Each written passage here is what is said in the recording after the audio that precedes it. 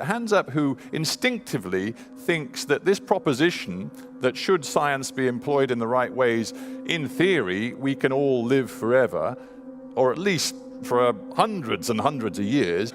Who thinks that, on the whole, that is probably a very bad idea, not just for ourselves, but for society as a whole? This preconception that it's a good thing that we have aging and it would be a bad thing if we didn't. There is a misconception about the underlying principles. Hands up anyone in the audience who wants to get Alzheimer's disease. Hands up anyone who thinks there is some age at which they would like to get Alzheimer's disease. I don't have any takers there either. Cardiovascular disease or cancer. That you think you can not want all those things, but you do want aging. That's not possible. These are all parts and parcel of aging. You can't have one without the other. We are not going to get rid of the diseases and disabilities of old age without getting rid of aging. Get over it. The lucky people, if you could call them lucky, whose declining years are of the sort that you've just described, just happen to get some of the aspects of aging later than others, and therefore they end up dying of things that we choose not to give disease-like names to. But it's still no fun going downhill and becoming mentally and physically less functional. I decided when I was really young that I wanted to make a difference in the world. And that eventually led me into science. For several years I worked in artificial intelligence research.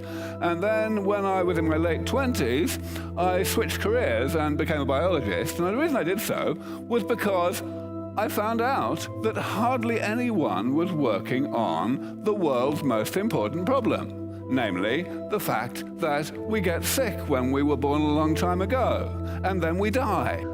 How many people die of aging every day? The answer is 100,000. And of course, most of them don't just die, they die after a long period of disease and debilitation and decrepitude and decline and dependency and general misery. So there is no question that aging is responsible for the vast majority of human suffering in the world today. What is aging? It's a phenomenon of physics, which is to say it's the same process in the human body or in any other living organism that it is in a car. It's the accumulation of damage that the machine does to itself throughout its operation as a side effect of the normal operation of the machine. If you have too much, you go downhill. That's what most people think. But this is how you ought to think.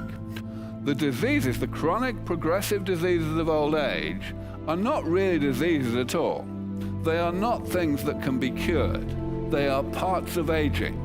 The way that we've tried to go about keeping people healthy in old age is obviously never going to work. Instead, we can separate the arrows from each other.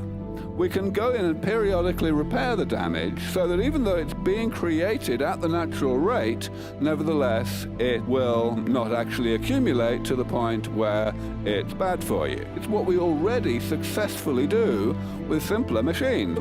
If it's so simple, if it's so obvious, then why the hell do I have to come and give these bloody talks? The answer really is, people are shit scared of getting their hopes up, of believing that after the entire history of civilization having failed to bring the world's most important problem under control, that finally we might be in striking distance of doing it. Nobody wants to get their hopes up. So they like to make their peace with aging and put it out of their minds and get on with their miserably short lives and make the best of it. But I say that's bullshit. I say that we ought to fight to actually save some lives, and that's why I'm saying we need to wake up and act decisively. It turns out that we can. This categorization, this classification really is actually exhaustive. There's not some category number 8 lurking out there waiting to be discovered. What I mean by health is not being healthy for your age. I'm talking about actually being able to keep up with your granddaughter on the dance floor.